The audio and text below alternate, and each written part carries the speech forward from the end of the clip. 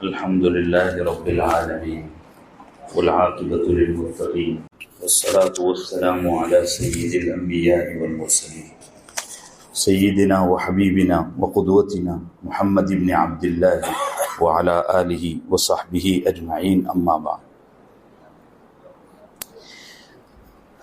قال تعالى في كتابه المجيد والفرقان الحميد أعوذ بالله من الشيطان الرجيم بسم الله الرحمن الرحيم ولما رأى المؤمنون الأحزاب قالوا هذا ما وعدنا الله ورسوله وصدق الله ورسوله وما زادهم إلا إيمانا وتسليما من المؤمنين رجال صدقوا ما عاهدوا الله عليه فمنهم من قضى نحبه ومنهم من ينتظر وما بدلوا تبدیلا.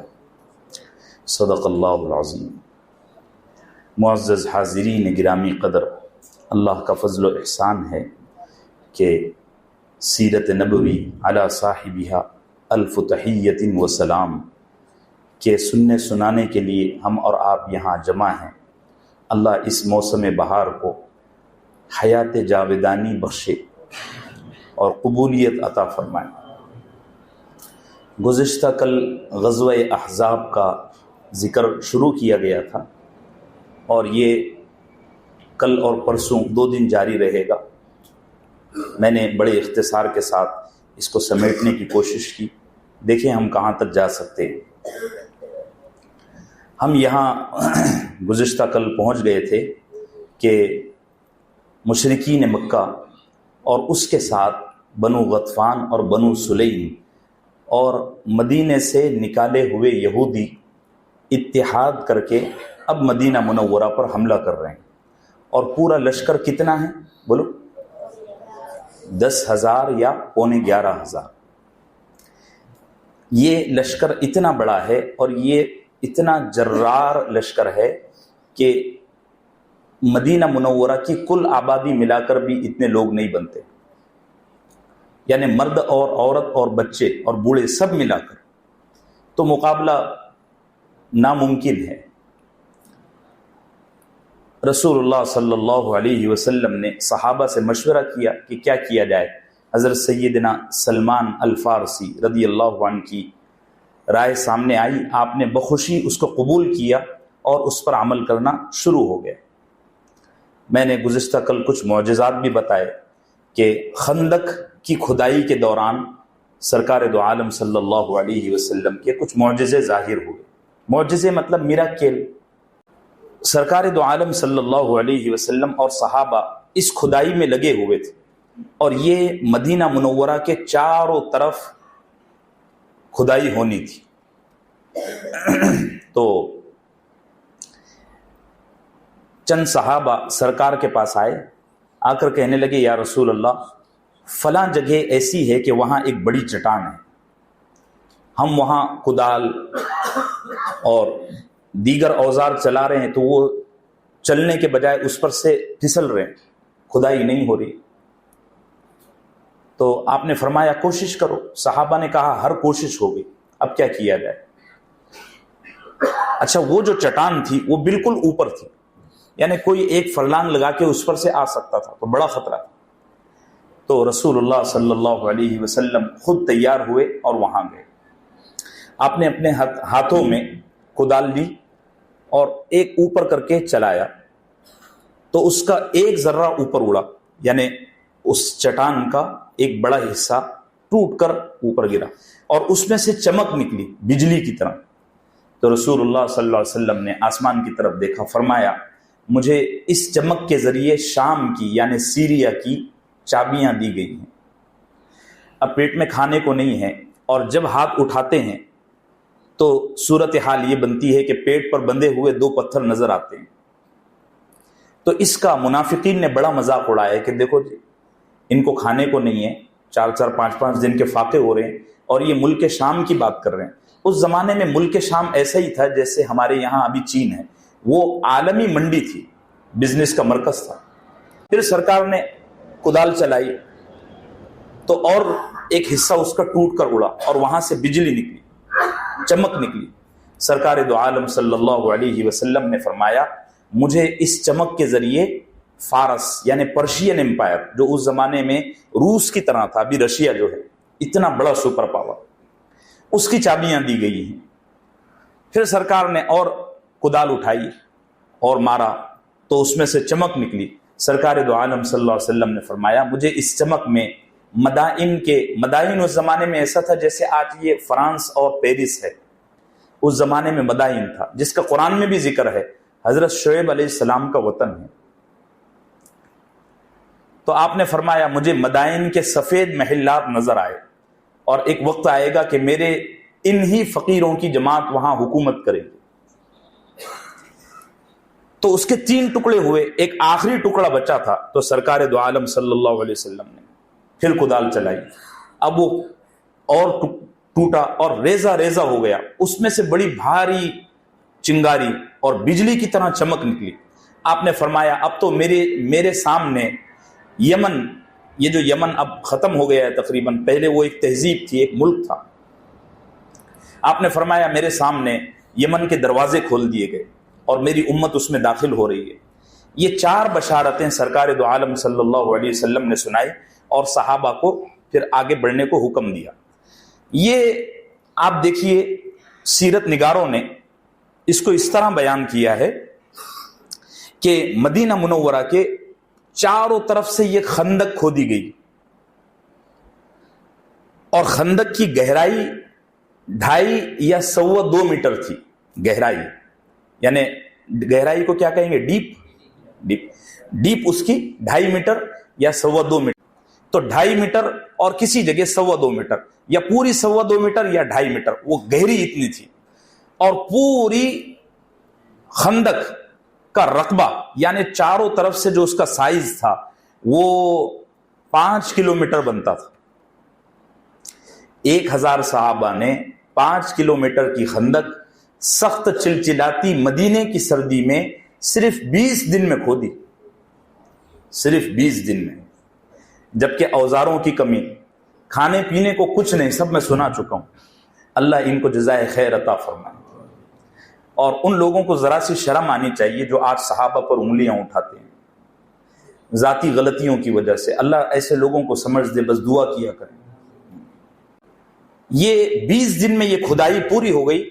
اب جب یہ پورا کام ہو گیا نا، تو سرکار دو عالم صلی اللہ علیہ وسلم نے فرمایا مدینے میں مسلمانوں کے جتنے وہ لوگ ہیں جو 15 سال سے اوپر کی عمر والے ہیں، ان سب کو یہاں لے کر آؤ۔ تو جمع کیا گیا سارے مسلمان، ہر وہ آدمی جس کی عمر 15 سال۔ اب 15 سال کا بچہ تو نیا ہی جوان ہوتا ہے، بالغ ہوتا ہے۔ اس طرح کے لوگوں کو جمع کیا گیا، پھر ان میں جو کمزور تھے ان کو مدینے میں چھوڑ دیا گیا، اور باقی جو صحت مند تھے ان سب کو اس 5 کلومیٹر کی سرحد پر اور بارڈر پر، یا یوں کہیے کہ خندق پر، آپ صلی اللہ علیہ وسلم نے تیر تھما دیے کہ اب تم لوگوں نے یہاں کھڑے رہنا ہے، اور کوئی بھی آنے کی کوشش کرتا ہے بس اس پر تیروں سے بوچھار کر دینا ہے۔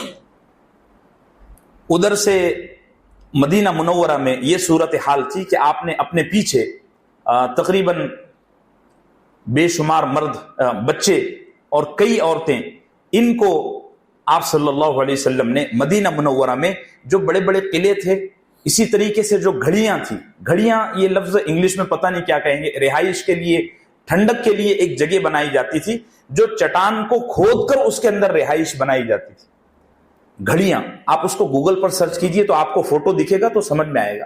میں دیکھو گروپ میں چھوڑوں گا اس کا ایک آدھ فوٹو، میں بار بار یہ لفظ کہہ رہا ہوں، پتہ نہیں حاضرین اس کو سمجھ پا رہے یا نہیں۔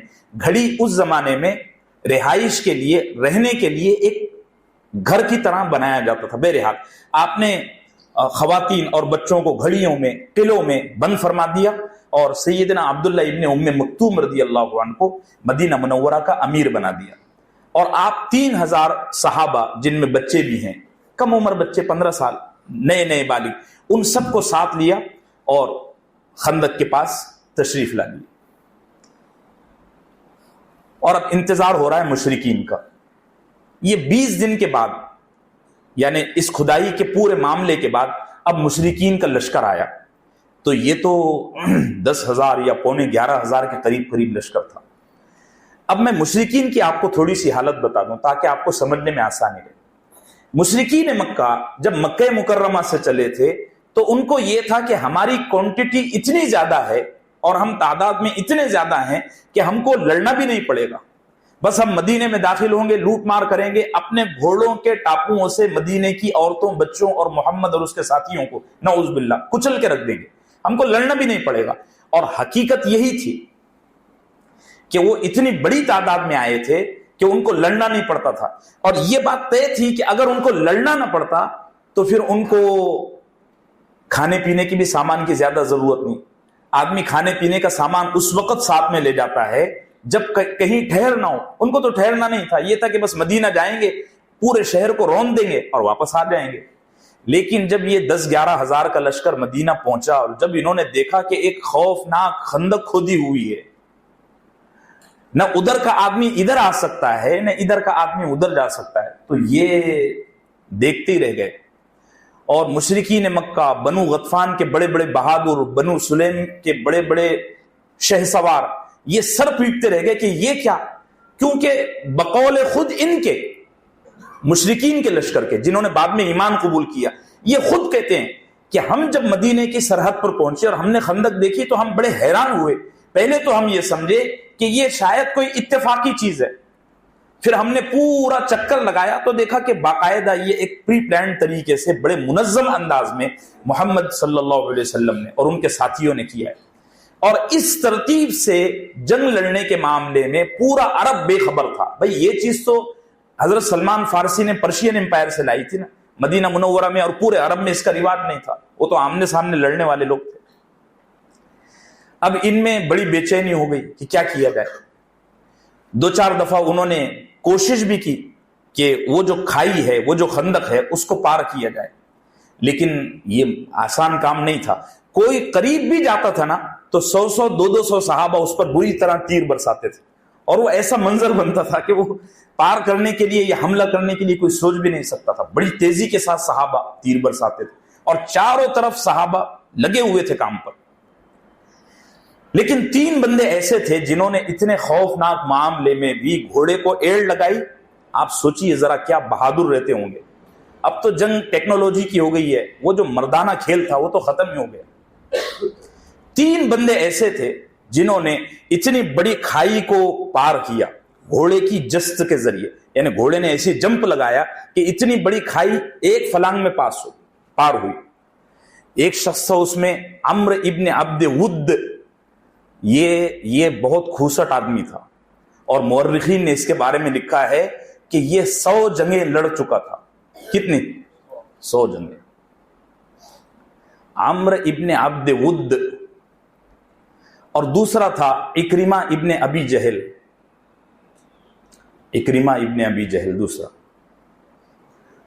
پہلے عمرو ابن عبد ود نے چھلانگ لگائی اور وہ پار نکلا، پھر اکرمہ ابن ابی جہل نے دیکھا کہ یہ نکل گیا تو میں بھی نکلتا ہوں۔ ان دونوں کے گھوڑے ایک نسل کے تھے، تو وہ دور پیچھے گیا اور وہاں سے گھوڑا دوڑا کے لایا اور سیدھے پار گیا۔ اب صحابہ اور سرکار دو عالم صلی اللہ علیہ وسلم بیٹھے بیٹھے یہ سارا تماشا دیکھ رہے ہیں۔ پھر اس کے بعد درار ابن خطاب، اس نے جمپ لگائی تو یہ بھی کامیاب ہو گیا۔ یہ 3 بندے آگے بڑھ گئے۔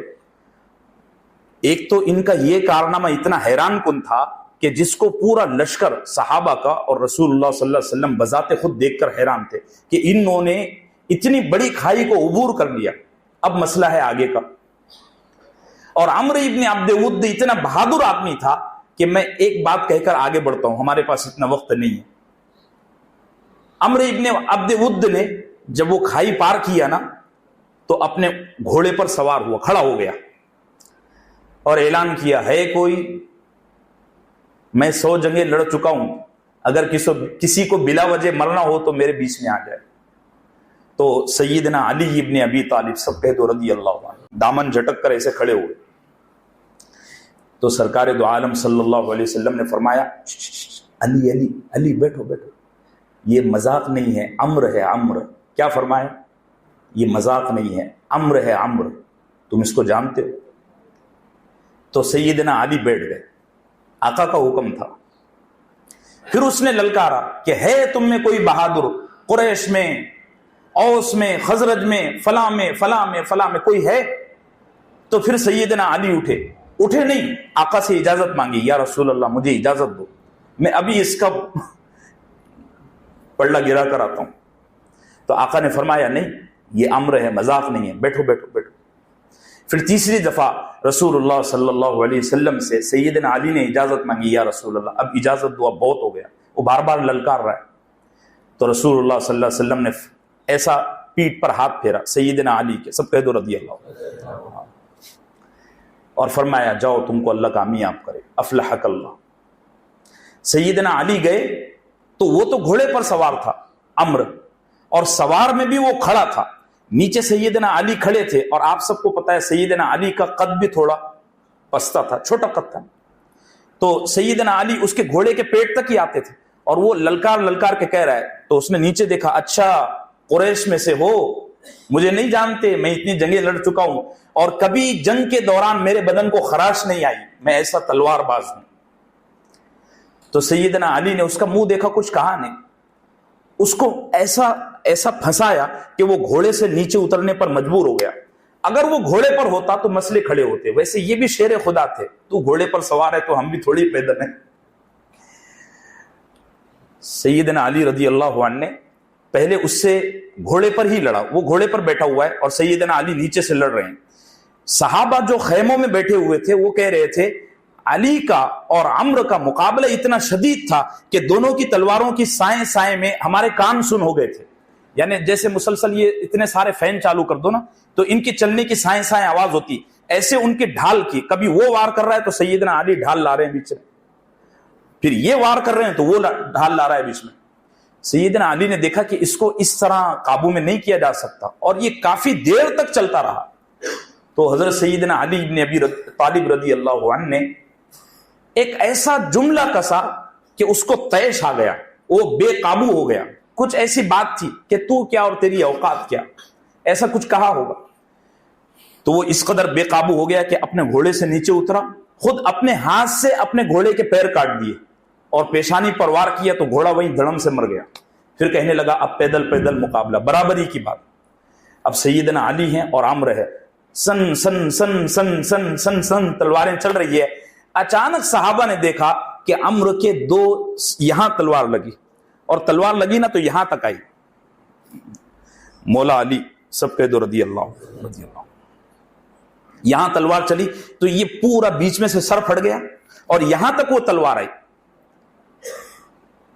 اور یہ ایسا خوفناک منظر بنا کہ وہ جو دو ہیرو کھڑے تھے نا, اکرمہ ابن ابی جہل اور زرار ابن خطاب, وہ یہ دیکھ کر بالکل ایسے بھاگے کہ اکرمہ کے بارے میں آتا ہے کہ وہ اپنا نیزہ ہی بھول گیا. وہاں اس کا نیزہ رکھا ہوا تھا, وہ بھی وار کرنے کے چکر میں تھا, لیکن اس نے دیکھا کہ اتنے بڑے بہادر کے بیچ میں سے دو ٹکڑے ہو گئے. وہ ایسا بھاگے دونوں بھی کہ گرتے پڑتے اپنا نیزہ اور جو ہتھیار تھے وہ چھوڑ کر بھاگے. ادھر رسول اللہ صلی اللہ علیہ وسلم نے اور صحابہ نے اللہ اکبر کی تکبیر بلند فرمائی. یہ بہت بڑی کامیابی تھی. بلکہ اگر یہ کہا جائے کہ پوری کامیابی کا بڑا صحرا اس میں سیدنا علی رضی اللہ عنہ کے سر ہے. یہ تین بہادر آئے تھے اور بری طرح رسوا ہو کر گئے, ان پر بڑی ہیبت بٹھی, بڑی ہیبت. اور پھر انہوں نے کوششیں کی کہ خندق پار کر کے اس طرف آئیں, لیکن یہ ان کے لیے ممکن نہیں تھا. یہ تو ہوا مشرکین مکہ کا اور رسول اللہ صلی اللہ علیہ وسلم کا آمنا سامنا. بیچ میں خندق ہے اور یہ دونوں لشکر آمنے سامنے ہیں, کھینچتان ہو رہی ہے لیکن فیصلہ کن لڑائی ہو نہیں پا رہی. اب میں آپ کو یہ بات بتا دوں کہ مدینہ منورہ کے کیا حالات تھے اندر شہر کے. ابھی تھوڑی دیر پہلے بتایا کہ رسول اللہ صلی اللہ علیہ وسلم نے کمزور صحابہ جو جسمانی اعتبار سے کمزور تھے, ان کو, عورتوں کو اور بچوں کو مدینے میں قلعوں میں بند کر دیا تھا. پہلے یہ چیز ذہن میں بٹھائیے کہ مدینہ منورہ میں یہودیوں کے 3 قبیلے تھے. کتنے؟ بنو قینقاع, بنو نذیر اور بنو قریظہ. یہ 3 قبیلے.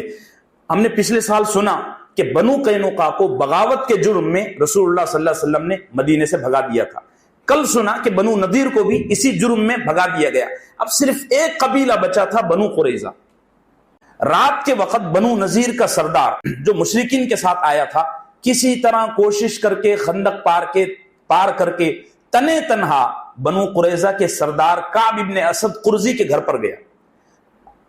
وہ خندق پار کی اور وہاں سے نکل کر کعب ابن اسد کے گھر پہ گیا اور دروازہ ٹھوکا. اب آدھی رات ہو رہی ہے تو کعب نے سوچا حالات ویسے ہی ٹائٹ ہیں, دروازہ کھولوں یا نہیں کھولوں. پھر حوی بن اخطب نے کہا یار دروازہ کھولو, ڈرتے کیا ہو, میں حوی بن اخطب ہوں, بنو نذیر کا سردار. تو وہ سمجھ گیا کہ یہ کمبخت مجھے بغاوت پر ابھارنے کے لیے آیا ہے, تو اس نے دروازہ نہیں کھولا. اب بنو نذیر کا جو سردار ہے یہ باہر کھڑے کھڑے خوشامد کر رہا ہے, خوب تقریر کر رہا ہے کہ دیکھ یار میں تیرے پاس پورے عرب کو سمیٹ کر لے کے آیا ہوں, بس تو میرا تھوڑا سا ساتھ دے دے, بس تھوڑا سا ساتھ دے دے, ہمیشہ کے لیے یہ شہر اور یہ پوری مملکت ہمارے سر پر آ جائے گی, یہاں کی سرداری یہاں کی حکمرانی ہم کو مل جائے گی اور محمد کا لایا ہوا دین ختم ہو جائے گا. وہ ماننے کو تیار نہیں, وہ دروازہ کھول نہیں رہا. لیکن یہ حوی بن اخطب جو تھا نا, زبان کا بڑا ماہر تھا. اس نے ایسے دل آویز اور ایسے پرفریب الفاظ کہے کہ اس کا دل پگھل گیا اور اس نے دروازہ کھول دیا. اب وہ گھر کا دروازہ کیا کھولا, دل کا بھی کھول دیا. اندر بلایا, بٹھایا حوی کو, چائے پانی پلایا اتنی رات کو, اور پوچھا بھئی کیسے کیا آنا ہوا. انہوں نے کہا کہ بھئی تو میرا ایک کام کر, بس ہم لوگ باہر پڑے پڑے پریشان ہیں, تو اندر صرف بغاوت کا کچھ بھی کر دے, تھوڑا سا معاملہ. کعب نے کہا کہ یہ نہیں ہو سکتا, تو بڑا منحوس آدمی ہے, اس سے پہلے 2 قبیلوں کا جو ستیہ ناش ہوا ہے وہ تیری وجہ سے ہوا ہے, اب ہم لوگ یہاں امن و امان سے رہ رہے ہیں, تو یہاں سے چلا جا, یہ ممکن ہی نہیں ہے کہ میں بغاوت کروں. لیکن اس نے کہا کہ یہ بھی ممکن نہیں ہے کہ محمد اس جنگ میں ٹک سکے اگر تو بغاوت کر دے, تو اتنی بڑی کامیابی پانے کے لیے تھوڑا سا رسک لے لے. تو کعب کہنے لگا ایک شرط ہے, میں بغاوت کرتا ہوں, اگر بغاوت کے بعد ہم لوگ ناکام ہوتے ہیں تو اس ناکامی کے بعد مجھے اپنی جگہ پناہ دے گا, ٹھیک ہے, اور مالی اعتبار سے میری کفالت کرے گا, میرے بچوں کی بھی کفالت کرے گا. اس نے کہا جی ٹھیک ہے. یہ کہہ کر حوی بن اخطب چلا گیا. اب مدینہ منورہ کے اندر جو یہودی تھے انہوں نے فتنہ پھیلانا شروع کر دیا. سورہ احزاب میں اس کی بڑی تفصیلات ہیں, میں رفتار کے ساتھ آپ کو بتا دیتا ہوں. فتنہ پھیلانے سے پہلے انہوں نے یہ ترتیب بنائی کہ پہلے ہم مسلمانوں کی آبادی میں جا کر دیکھیں کہ کیا مسلمانوں نے صرف اپنی آبادی میں عورتوں کو اور بچوں کو رکھا ہے یا یہاں بھی کوئی فوجی نظام ہے. اگر تو عورتیں اور بچے ہیں تو ہم ان کو دبوچ لیں گے, لیکن اگر یہاں کوئی ہے تو اس کا مطلب یہ ہے کہ ہم ان کا مقابلہ نہیں کر سکتے, یہودی ہوتے بدھزم ہیں. تو ایک قلعہ تھا فراع نام کا قلعہ مدینہ منورہ میں, اس میں حضرت سیدنا حسان ابن ثابت شاعر رسول, جن کا وہ شعر ہے وہ احسن منک لم تر قط عینی, وہ والے حسان ابن ثابت, رسول اللہ ان کو ممبر پر بٹھاتے تھے اور کہتے تھے میری شان میں پڑھو, تو وہ اشعار کہتے تھے. بڑے اچھے شاعر تھے, شاعر رسول ان کو کہا جاتا ہے. لیکن وہ بڑے کمزور آدمی تھے, بہت دبلے پتلے کمزور آدمی. اور اسی قلعے میں حضرت سیدتنا صفیہ بنت عبد المطلب بھی تھی. یہ کون تھی معلوم ہے؟ بولو بولو. ہاں ماشاءاللہ جزاک اللہ, یہ حضرت رسول اللہ صلی اللہ علیہ وسلم کی پھوپھی, اور بہن کس کی؟ حمزہ رضی اللہ عنہ. تو وہ تو شیر تھے نا, تو شیر کی بہن کیا ہوئی؟ یہودیوں نے یہ کہا کہ حملہ کرنے سے پہلے یا اندر بغاوت کرنے سے پہلے ہم ایک کام کرتے ہیں, جائزہ لینے کے لیے, جاسوسی کرنے کے لیے کسی کو بستی میں بھیجتے ہیں مسلمانوں کی آبادی میں. ایک یہودی کو انہوں نے ہتھیاروں سے لیس کیا اور اس کو مسلمانوں کی آبادی میں بھیجا. وہ بے وقوف عین اس جگہ آیا جہاں حضرت صفیہ اور حسان ابن ثابت قلعے میں تھے, اور اس نے پورے قلعے کے چکر کاٹے. یہ دوپہر کا وقت ہے, یعنی 12:30 سے 2-3 بجے کی, اس نے پورے قلعے کے چکر کاٹے. اب حضرت صفیہ دیکھ رہی ہیں کہ یہ کمبخت پورے قلعے کے چکر کاٹ رہا ہے, اس کا مطلب یہ جاسوس ہے اور کچھ گڑبڑ ہے. ہماری عورتوں کو غیبت سے فرصت نہیں ملتی. کیا لوگ تھے یار. ذرا یہ جو میں قصے سنا رہا ہوں نا, تو اس کو اینالائز کرو, ایسا نہیں کہ سن کے چلے گئے. حضرت صفیہ رضی اللہ عنہا نے دیکھا کہ یہ چکر کاٹ رہا ہے, اس کا مطلب یہ ہے کہ کچھ گڑبڑ ہے. تو انہوں نے حضرت حسان سے کہا کہ اس کو مار دو, یہ یقیناً جاسوسی کر رہا ہے. تو حضرت حسان نے فرمایا میرا بدن دیکھو، اس کا بدن دیکھو، اوپر سے ہمارے پاس ہتھیار نہیں ہے اور وہ ہتھیاروں سے لیس ہے، گھوڑے پر سوار ہے، اگر میں نے اس کو ٹچ بھی کیا نا تو وہ ہمارے اس ٹچ کرنے کا یہ پروپیگنڈا کرے گا کہ انہوں نے مجھ کو مارا۔ بات سمجھ رہے ہیں؟ لہٰذا کوئی دوسری تدبیر کرنی چاہیے۔ اب یہ شیرنی اٹھی اور اپنا جو وہ تھا کمبل اس کو کمر پہ باندھا اور گھر کے ستون کی ایک لکڑی کاٹی، اس لکڑی کی دھار ایسے بنائی جیسے تلوار، اور جا کر اس یہودی کو مارنا شروع کیا۔ وہ بیچارہ مار کھاتے کھاتے وہیں ڈھیر ہو گیا اور مر گیا۔ تنہا ایک عورت نے اتنی بڑی سازش کو ناکام کیا۔ پہلے نمبر پر حضرت علی کا نمبر آتا ہے اس پورے معاملے میں، ٹھیک ہے، دوسرے نمبر پر اس عورت کا، اور تیسرا نمبر ایک اور صحابی کا ہے، میں آپ کو کل سناؤں گا انشاءاللہ، اب تو وقت نہیں بچا۔ تو اور ہمارا یہ کیا حال ہے، اب دیکھ لو نا، مسجد اقصی 100 سال سے ان کے پاس ہے اور پورا عرب تماشا دیکھ رہا ہے، ہر ایک ایگریمنٹ سائن کر رہا ہے۔ ذلیل قوم ہو گئے نا، ہم کو اپنے آپسی جھگڑوں سے ہی فرصت نہیں ہے، وہ کیا کھا رہا ہے، وہ کیا پی رہا ہے، اور اس نے زومیٹو سے کتنا آرڈر کیا، یہی سب چلتا ہے ہمارے یہاں۔ آپسی حسد سے، رقابت سے ہم کو فرصت ہی نہیں، ہمارا سب کچھ چلا گیا، کپڑے کے سوا کچھ نہیں بچا۔ اور ایک وہ دور تھا کہ ہماری مائیں اتنے بڑے بڑے سازشوں کو ناکام کرتی تھی۔ ذرا سوچو یار، یہ جو مجلس ہے نا، اس کا ایک مقصد یہ بھی ہے، ورنہ سیرت رسول، بس سیرت رسول سیرت رسول سیرت رسول، اس کو جوڑو ذرا کہ ہم کہاں کھڑے ہیں اور ہمارے بڑوں نے ہم کیا کیا ہے۔ ہمارے سامنے بڑی بڑی سازشیں کامیاب ہو رہی ہیں اور تماشا دیکھ رہے ہیں، ہم کو فرصت ہے ہی نہیں آپسی رقابت سے۔ تنہا صفیہ نے اس ہتھیار لیس بندے کو قتل کیا اور حسان سے آ کر کہا اس کے بدن پر جو ہتھیار ہیں وہ اٹھا کر لے کے آؤ۔ تو حضرت حسان نے فرمایا ہتھیاروں کا میں کیا کروں، اتنا کمزور آدمی، اس کو پڑے رہنے دو۔ شام ہوئی تو اس کے جو سردار جنہوں نے اس کو جاسوسی کے لیے بھیجا تھا وہ لاش اٹھا کر شرمندگی کے ساتھ گئے اور ان پر ایسا روب جما کہ بغاوت کے سارے آثار ہی ختم ہو گئے۔ ان کو یہ یقین ہو گیا کہ عورت تو اتنے شہ سوار کو مار نہیں سکتی، یقیناً یہاں اندر کوئی نہ کوئی مرد ہے اور پوری فوج یہاں بھی ہے، ان کو یہ گمان ہو گیا۔ اس طرح یہ سازش ناکام ہوئی اور مدینے کا اندرونی حصہ امن و امان اور شانتی سے فل ہو گیا، ایک دم اطمینان ہو گیا۔ لیکن یہ خبر ادھر رسول اللہ صلی اللہ علیہ وسلم کو پتہ چل گئی کہ اندر سے کچھ نہ کچھ بغاوت اور کچھ نہ کچھ کھچڑی پک رہی ہے۔ اس کی وجہ اصل میں یہ ہوئی، سیرت نگاروں نے اس کو لکھا ہے کہ یہ یہودی کمبخت قریش مکہ کو کھانے کا سامان دے رہے تھے۔ میں نے ابھی تھوڑی دیر پہلے کہا کہ وہ کھانے کا سامان لے کر نہیں آئے تھے، چنانچہ ان یہودیوں کے مال سے لدے ہوئے 20 اونٹ پکڑے گئے۔ تو سرکار دو عالم صلی اللہ علیہ وسلم چوکن ہو گئے کہ نہیں، انہوں نے بغاوت کر دی ہے، ظاہر اگرچہ کہ نہیں کر رہے ہیں لیکن اندر سے اب زہر اگلنا شروع کر دیا ہے، اور یہودیوں کی فطرت ہی ہے۔ تو رسول اللہ صلی اللہ علیہ وسلم نے پہلے تو تحقیق فرمائی کہ جا کر دیکھ کر آؤ، کیا واقعتاً یہودی بدماشی پر اتر گئے ہیں، کیا واقعتاً انہوں نے بغاوت کر دی ہے، اس کی تحقیق کرو۔ اور سرکار دو عالم صلی اللہ علیہ وسلم نے 4 صحابہ کو بھیجا، سیدنا سعد ابن معاذ، سیدنا سعد ابن عبادہ، سیدنا عبداللہ ابن رواحہ، سیدنا خوات ابن جبیر رضی اللہ عنہم۔ ان 4 صحابہ سے کہا کہ جا کر دیکھ کر آؤ کہ واقعتاً انہوں نے بغاوت کی ہے یا ہمارا شک ہے۔ تو یہ 4 صحابہ یہودیوں کی بستی میں داخل ہوئے تو انہوں نے دیکھا کہ یہودی سر عام سرکار دو عالم صلی اللہ علیہ وسلم کو گالیاں بک رہے ہیں، نعوذ باللہ، برا بھلا کہہ رہے ہیں۔ اور جب ان 4 صحابہ کو دیکھا نا تو اور زیادہ تیش میں آ گئے۔ تو حضرت خوات ابن جبیر نے کہا ارے یہ کیا دھوکے بازی ہے، کیا تم سے پہلے 2 لوگوں کا، 2 قبیلوں کا انجام نہیں دیکھا، انہوں نے بغاوت کی تو ان کے ساتھ ہم نے کیا کیا، اور وہ کس طرح اس بستی سے ذلیل کر کے نکالے گئے۔ یہ کہنے لگے وہ تو کمزوری تھی اور وہ تو ایسا تھا ویسا تھا معاملہ، اب تو یہ 10,000 کا لشکر تم کو رون کر رہے گا۔ حضرت عبداللہ ابن رواحہ نے خوات ابن جبیر سے کہا ابھی ان سے کچھ بولو مت، واپس چلتے ہیں۔ تو رسول اللہ صلی اللہ علیہ وسلم نے جب ان 4 صحابہ کو بھیجا تھا نا، اس وقت یہ کہا تھا کہ اگر اندر بغاوت ہو گئی ہو تو یہاں آ کر مجھ کو کھلے عام مت کہنا، لوگوں کے سامنے۔ اگر لوگوں کے سامنے بولو گے تو یہ سارے کے سارے لوگ گھبرا جائیں گے کہ ارے اندر ہمارے بچوں کا معاملہ ہو گیا۔ ہوتا ہے نا بھائی، ادھر جنگ چل رہی ہے، گاؤں میں بھی ایسا معاملہ ہو گیا تو آدمی کس طرف لڑے گا۔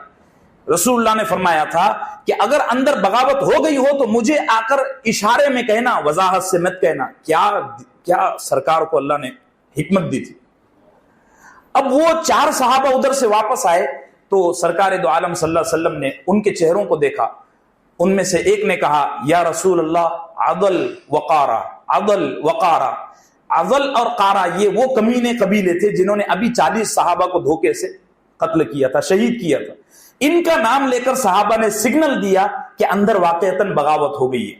سرکار دو عالم صلی اللہ علیہ وسلم کو ایسا غم سوار ہوا، ایسا غم سوار ہوا کہ آپ نے اپنی چادر کا پلو اٹھایا اور زمین پر لیٹ گئے اور ایسا بڑی دیر تک ایسا چادر کا پلو اپنے چہرے پر ڈالے رکھا، کیونکہ چہرے کا رنگ متغیر ہو گیا تھا غم کی وجہ سے.